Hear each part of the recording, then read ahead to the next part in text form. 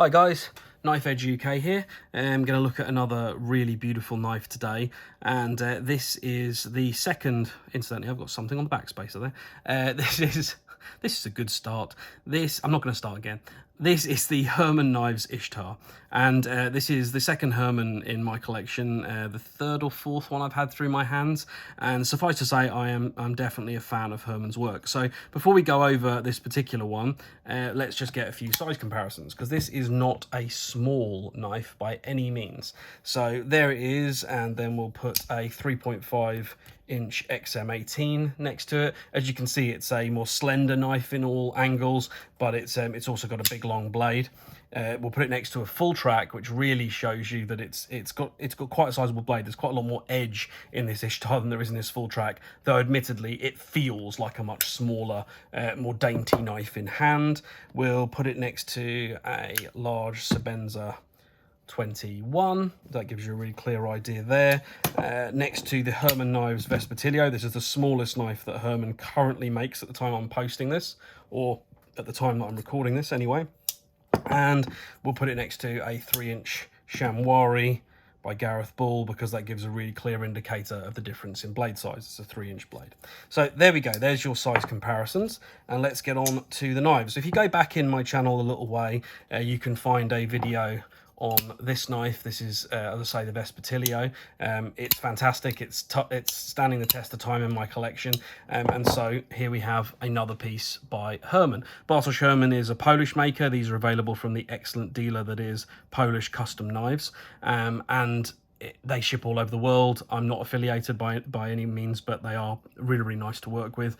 And the Ishtar is a really interesting model. It's got this long kind of sweeping angular pattern with this little dip into the blade, which I've just always found really attractive. I really like Bartosz Herman's design language in general, but there's a couple which don't speak to me as much. The Sting, actually, incidentally, which is probably his most popular model, doesn't really speak to me, but the Ishtar most certainly does. Let's go over the knife bit by bit. So the blade, done in quite a typical Herman finish. This is kind of a bead blasted, very fine bead blasted blade with probably what looks like a slight wash over the top of it. This one is in M398. It's not a typo, incidentally. That is the actual steel. It's kind of a revision of M390.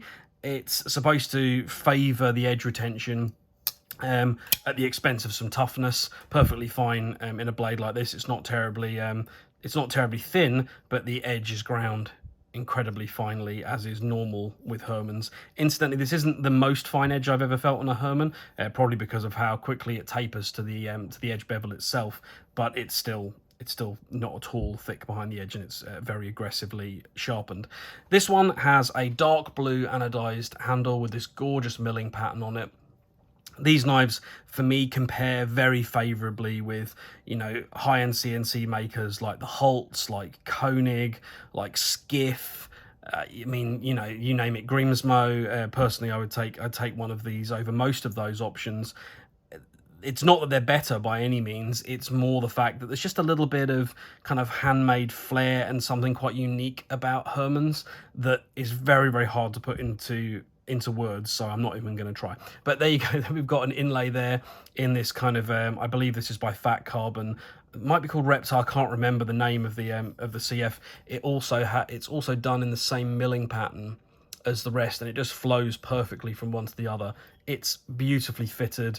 Everything around it is about the same thickness of fitting, and then unlike the very first inlays he did where the screw was actually through the top, this one comes through and then is ball ended like the rest of his handle hardware, which to me looks really nice. Hardware on this one, a lot of Hermans have proprietary pivots, and they all come with a tool for it. They're different on numerous different knives. You can see on this one here that it's got a completely different style of pivot and really is truly proprietary. This one you do get the tool anyway, but this is a standard Torx bit. I forget the size, it might be a T20, and so you don't actually need it, but it's nice that they throw it in anyway. The anodization color, almost dropped the knife then. The anodization color is just really, really nice. It's like this dark, rich, kind of ultramarine blue, which you don't often see on blue ano, and I really like it. You got a carbon fiber backspacer. I really like this in a Herman.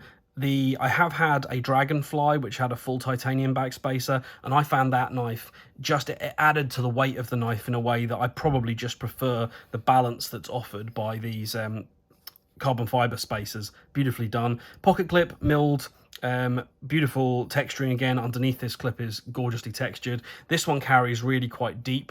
It's about there with my chubby little finger, about there, and it's quite a long clip, and it's very, very thin. This is extremely flexible, this clip, and that's kind of one of my first kind of slight concerns with the knife. It's fantastic in and out of the pocket.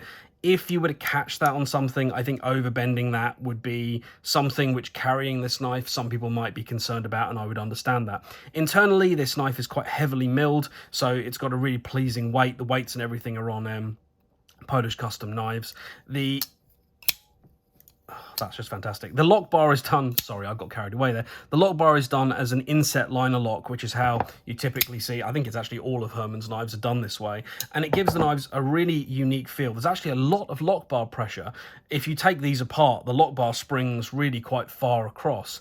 But because it's quite thin and it's quite long, it doesn't feel uncomfortable to disengage in any way. And you have this very fine milling on the edge of the lock bar, which just helps with disengagement.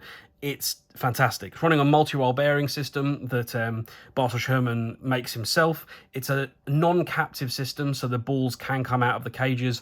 It's one small downside to when you're working on these, but it's not too big a deal if you're careful. They're slightly easier to do, I think, than Shirogorov's, but it's still something to bear in mind. The disengagement, as I say, is fantastic, and that brings us on to something that's a party piece of Herman knives generally, but the action on this is fantastic. As you can hear, I've said fantastic many, many, many times today. I'm going to try and find some other word. It's really beautiful. The way that it fires is really clean. It's a very clean detent break, and it just launches open. I don't think I can fail this knife. I'll try. No, I'm having a go, I promise. Let me see if I can. No, and it's very, very comfortable. It's also got the plus side of, you can see on something like the Vespertilio, it's got this slightly hooky pointed flipper tab. This also has a pointed flipper tab, but it's got this little recess at the front, so you can just light switch it really comfortably. You can open and close this all day. It's not difficult at all, and because it's a sizable knife, but it's super ergonomic, and it's not very thin, and it's not very heavy for its size, it just feels very comfortable in hand to play with. So if you are someone who's just playing around with your knives, it's a really nice one to play around with. The lock bar disengagement's really good, no hint of stick, and it's completely controlled full shut action. This has got no blade play.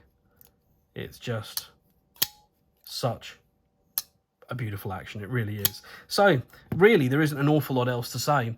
The Herman Knives Ishtar is really nice, and this one completely met my expectations. I don't really have any nitpicks, with the exception of maybe the lock bar being a little bit thin. Disassembly, it still takes a bit more work than some knives, but personally I don't mind that. It's really, really good. The little swedge there is lovely as well. Anyway, right, we're at 8 minutes and a half. I don't need to talk about this knife anymore. It's great. Still recommend Herman. Still recommend Polish custom knives. No arguments at all on any of that. So thanks very much, guys. I hope you enjoyed, and I'll catch you on the next one.